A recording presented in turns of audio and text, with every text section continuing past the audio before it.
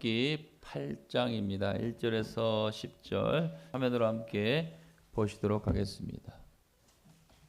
8장. 내가 오늘 명하는 모든 명령을 너희는 지켜 행하라. 그리하면 너희가 살고 번성하고 여호와께서 너희의 조상들에게 맹세하신 땅에 들어가서 그것을 차지하리라. 내 하나님 여호와께서 이 40년 동안에 내게 광야 길을 걷게 하신 것을 기억하라. 이는 너를 낮추시며 너를 시험하사 내 마음이 어떠한지 그 명령을 지키는지 지키지 않는지 알려 하심이라.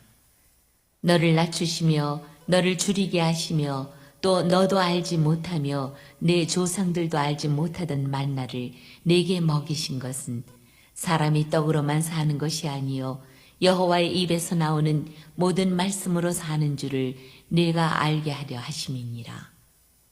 이 40년 동안에 내 의복이 헤어지지 아니하였고 내 발이 부르트지 아니하였느니라.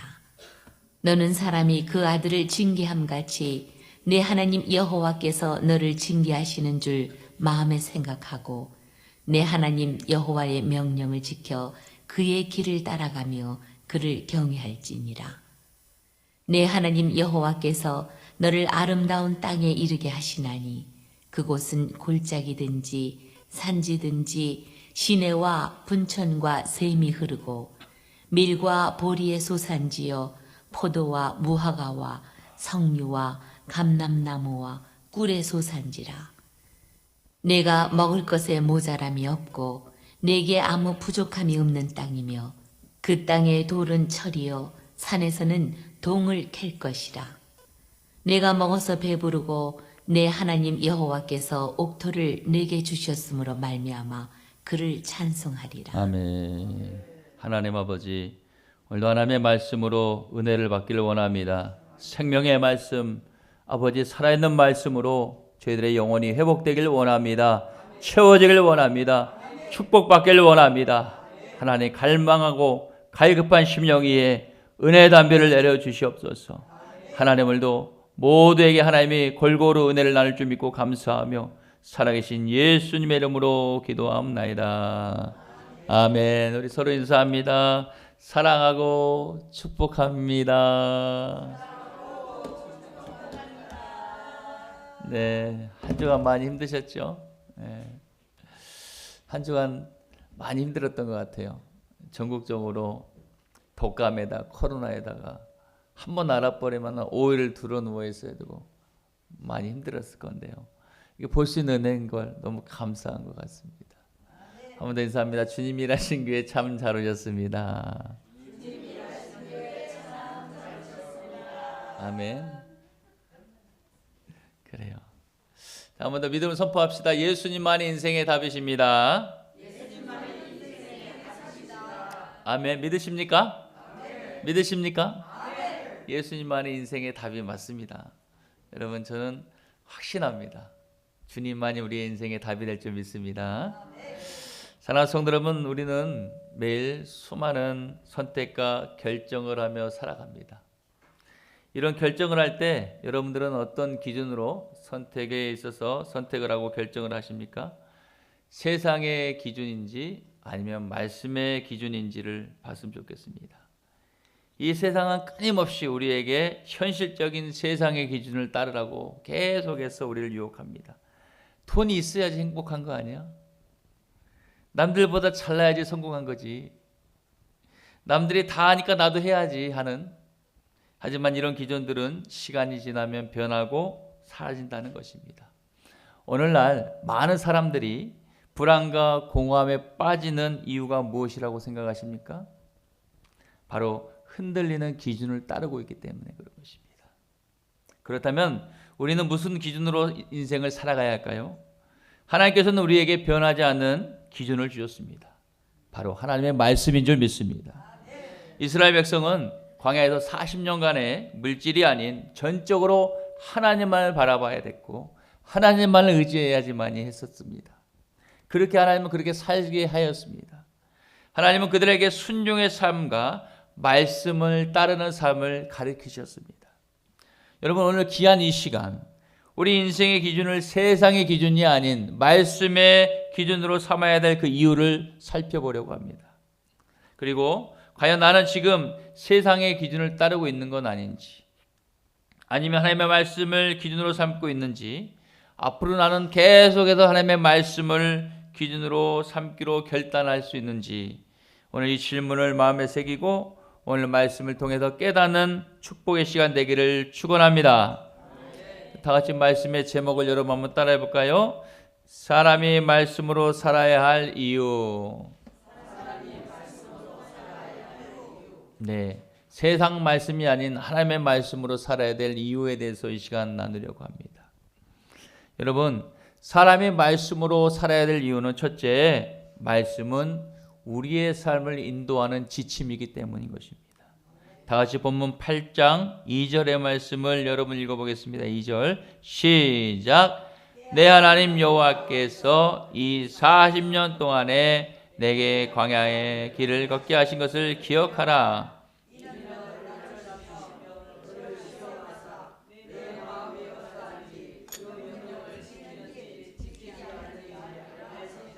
아멘. 여러분, 하나님께서는 이스라엘 백성을 광야에서 낮추시고 겸손하게 하시며 말씀에 순종하는 법을 가르치셨습니다. 왜요? 그들을 가나안 땅으로 인도하기 위한 가정이었다는 것을 기억하시기 바랍니다. 가나안 땅은 우리에게 천국을 말하는 것입니다. 천국으로 하나님을 우리 인도하시기 위해서 하나님은 우리를 이 광야 같은 이 세상에서 낮추신다는 것입니다. 겸손하게 만드신다는 것을 아시길 바랍니다. 그 가운데 우리는 좌충우돌할 수도 있고 때로는 삶의 방향을 잃을 때도 있습니다. 그러나 그때마다 오직 말씀, 하나님의 말씀이 우리의 길을 비추는 등불이 될 줄 믿습니다. 이스라엘 광야의 40년 동안에 이스라엘 백성들이 길을 잃지 않았던 것은 그래도 부족해도 꾸역꾸역 말씀을 쫓았기 때문에 길을 잃지 않은 것이라는 것이죠. 우리가 인생에 있어서 어찌할 바 모르고 나갈 방향을 모를 때, 도무지 내 힘으로는 할 수 없을 때 우리는 길을 잃었다고 할 수 있는데, 이럴 때 우리는 하나님의 말씀을 붙잡아야 될 줄 믿습니다. 그 말씀을 붙잡는다는 것은 그 말씀을 사모하고 그 말씀이신 하나님을 바라볼 때 믿음의 주여 또 온전케 하신 예수 그리스도께서 우리의 삶을 온전케 하여 주실 줄 믿습니다. 할렐루야. 저는 날마다 꿈꾸고 소망합니다. 우리 성도님들 삶 가운데 이 성경 안에 기록되어 있는 우리가 생각하는 여러 가지 기적들이 많이 기록되어 있는데, 여러분 열왕기 상하에 보면은 사르밧가브의 기적도 있고요, 넘치는 기적이 있고 또 형통의 기적이 있고 또 강건의 기적이 있습니다. 그 기적이 말씀에 순종함에 따라갔을 때 이루어진 것들, 말씀이 함께 했을 때 열렸다는 것을 기억하시길 바랍니다. 여러분, 지난 2024년 다니엘 기도 때에 등단하신 18회차로 기억하고 있는데, 그때 등단하셨던 구장로님이 계십니다. 기억하실 거예요. 구장로님은 중소기업을 약 50년 동안 운영하고 있었습니다. 회사가 계속해서 적자와 위기 속에 있었을 때였습니다. 그런데 그때 이 장로님은 어떻게 하면은 우리 회사를 그냥 50년 동안 지켜주셨는데 하나님의 일터로 만들 수 있을까 부단한 노력 끝에 이 장로님은 말씀을 만납니다. 바로 고린도서 13장 5절의 말씀이었다고 했습니다. 뭐라고 말하냐? 너희가 믿음 안에 있는가? 너희 자신을 시험하고 너희 자신을 확증하라. 할렐루야. 이 말씀을 만났고 이 말씀을 붙잡고 다시 한번 구장로님은 이 말씀을 기준하여 자신과 회사를 돌아보면서 회사의 모든 경영 방침을 그간의 방침이 아닌 하나님의 뜻에 맞추기로 결정을 하고 모든 직원이 일제히 함께 예배드리기로 시작했다고 합니다. 말도 안 되는 상황이지만은 이제는 이렇게 해서는 안 되겠다고 결단을 한 거죠. 위기 속의 나라 가운데 어떻게 하면 더 발전되고 더 성과를 올릴 수 있을까, 이런 걸 연구해야 되는데 그때 했던 결심이 말씀을 만났고 그 말씀이 너가 믿음 안에 있는가, 너 자신을 시험하라고 하는 그 말씀을 붙잡고 자신을 확증하라 라는 말씀에 의지하여 말씀대로 다시 한번 회사 경영과 자신을 돌아봤다고 합니다. 그리고 모든 직원이 함께 예배드렸고 회사의 경영 방향을 세상의 방향 기준이 아닌 말씀에 두었다고 말합니다. 그 결과 어떻게 됐어요? 회사의 위기는 극복할 수 있었습니다. 할렐루야. 더욱 성장하고 계속해서 성장하는 은혜가 있었다고 분명하게 그 장로님은 간증을 하였습니다.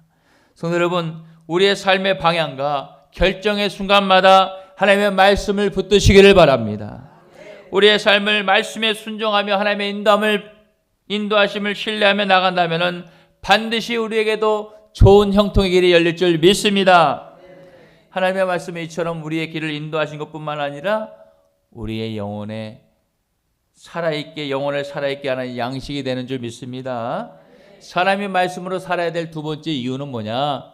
말씀은 우리의 영혼을 살리는 양식이라는 것입니다. 다 같이 본문 8장 3절의 말씀을 여러분 읽어보시기 바랍니다. 시작.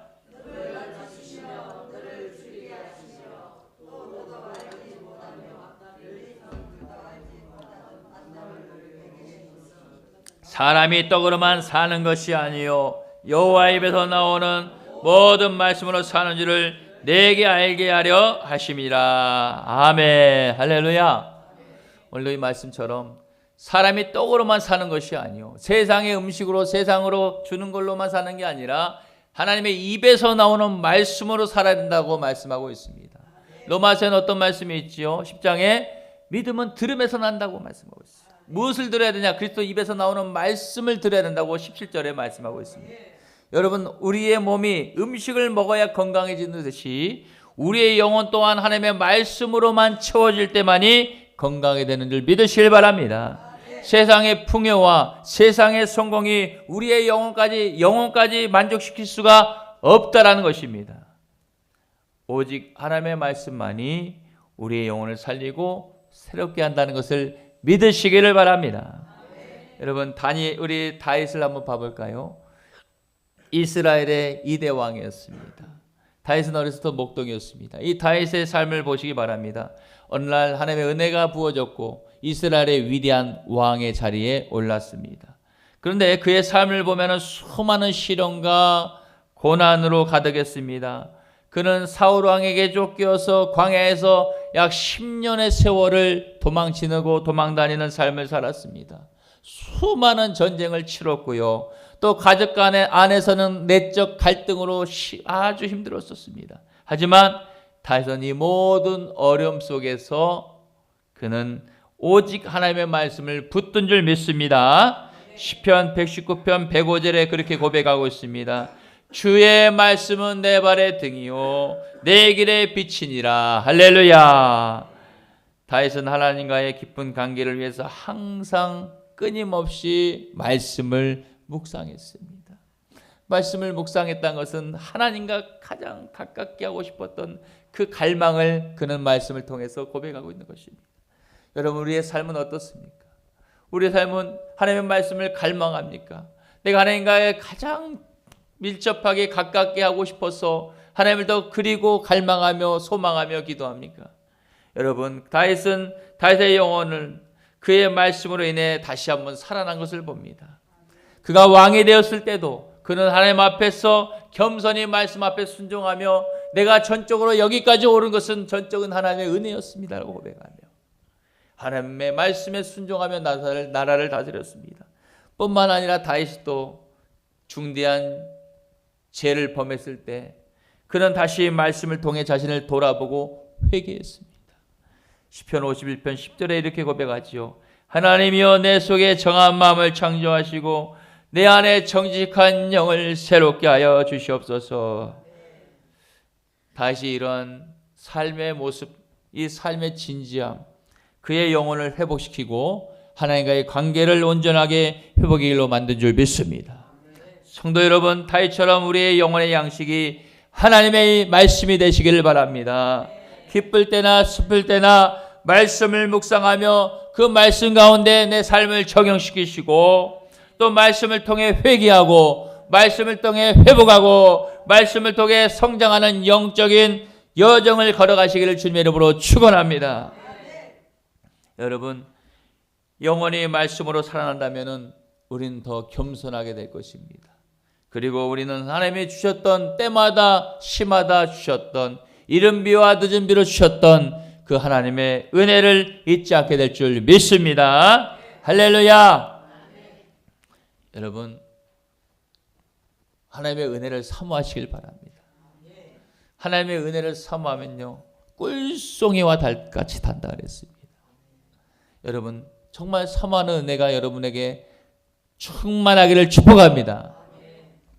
여러분, 첫 번째, 사람이 말씀으로 살아야 될 이유가 뭐라 그랬습니까? 말씀은 우리의 삶을 인도하는 지침이라 그랬습니다. 두 번째, 말씀은 우리의 영혼을 살리는 양식이라 했습니다. 다윗도 힘들 때마다 이 양식을 사모했다고 그랬습니다. 자, 세 번째, 이 말씀을 우리가 살아야 될 이유는 뭐냐? 말씀은 우리를 겸손하게 한다. 따라합시다. 말씀은 우리를 겸손하게 한다. 말씀은 하나님의 은혜를 기억하게 만든다.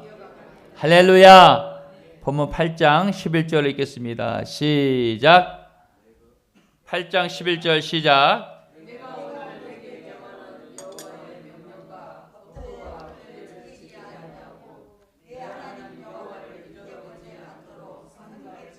아멘. 내가 내 여호와의 명령과 법도와 규례를 지키지 아니하고 내 하나님 여호와를 잊어버리지 않도록 삼갈지어다. 할렐루야. 말씀을 잃어버리지 않도록 너희는 집중해야 된다라고 말씀하고 있습니다. 말씀은 우리를 인도하는 길이라 그랬습니다. 동서남북에 지금 막혀있다 치더라도 앞이 안 보이고 어찌할 바를 모를 때 우리는 말씀을 붙잡으시기 바랍니다. 말씀을 읽으시길 바랍니다. 말씀 가운데 하나님이 말씀하여 주시고 그 말씀이 살아운동력이기 때문에 환경을 역사하는 은혜가 있을 줄 믿습니다. 저는 숱하게 많은 경험을 했습니다. 상황이 시간에 쫓겨서 3가지, 4가지를 봐야 될 상황에 도저히 답이 안 나올 때 하나님 그 상황에 못지할 바가 없잖아요. 다 내려놔 버렸어요. 그리고 말씀을 묵상하고 하나님 도와달라고 기도합니다. 그때마다 거꾸로 전화 오는 3통의 전화를 받았어요. 내가 바쁘니까 오지 말라고, 내가 다시 전화할 테니까 그때 오라고 여러 번의 전화를 받은 적이 있습니다. 그건 왜 그러죠? 하나님을 의지했기 때문에, 내가 말씀을 바라보고 하나님을 의지했기 때문에 하나님이 역사하고 도와주길 믿으시길 바랍니다. 그러므로 여러분 말씀을 사모하시길 바랍니다. 여러분, 우리가 오늘 이 말씀 8장 11절의 말씀은 무엇을 말씀하고 있냐? 하나님께서는 우리가 너희가 잘 풀리고 성공할 때 하나님을 잊지 말라라고 말씀하시는 겁니다. 하나님의 말씀은 우리가 교만하지 않도록 겸손함을 가르치고 받은 은혜를 기여하게 만드는 줄 믿습니다. 여러분, 이기풍 목사님이라고 계셨어요. 조선 말기에 제주도 최초 목사님이시자 한국 최초의 선교사님이셨어요. 이기풍 목사님은 조선 말기 무력과 권력의 상징인 무관이셨어요. 그러니까 뭐 부족한 게 없었죠. 넉넉했죠. 그러던 어느 날 1894년 수왈른 선교사를 통해서, 그 선교사님을 통해서 복음을 듣고 회심을 하고 예수님을 영접하는 일이 벌어졌습니다. 이후 목사님은 하나님의 부르심에 순종하며 하나님, 내가 제주도 선교사로 가겠습니다 라고 제주도 선교사로 파송이 되었습니다. 당시 척박한 제주도에 뭐가 있었겠습니까? 거기 뭐가 많다 그래요? 바람과 돌과 여자가 있다 그래요. 남자들은 다 없다 그래 보니까.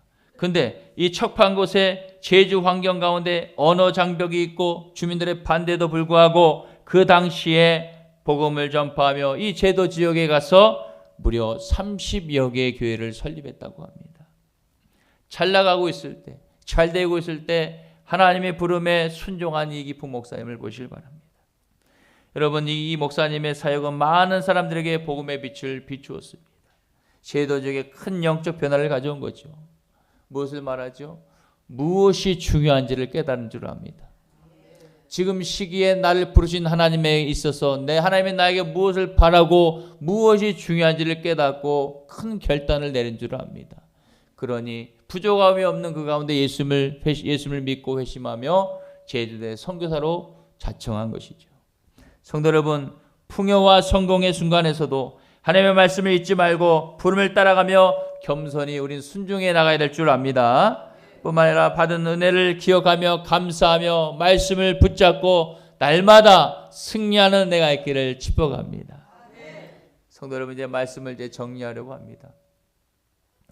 왜 우리는 말씀으로 살아야 하는지에 대해서 말씀으로 나눴습니다. 우리가 말씀으로 살아야 될 이유는 분명합니다. 말씀은 우리 인생을, 삶을 인도하는 지침이기 때문에 그렇습니다. 말씀은 우리의 영혼을 살리는 양식이 됩니다. 말씀은 우리를 더 겸손하게 만들어주고 하나님이 주신 그 은혜, 나에게 베풀었던 그 은혜를 기억하게 만들기 때문에 우리는 말씀으로 살아야 된다고 말씀하고 있습니다. 하나님의 말씀은 우리의 삶을 인도하는, 올바르게 인도하고 우리의 영혼을 살리고 우리의 교만을 깨뜨려 주고 또 우리의 앞에, 하나님 앞에 온전하게 겸손하게 서게 만들어주는 줄 믿습니다. 교만한 자는 하나님의 은혜를 받을 수가 없습니다.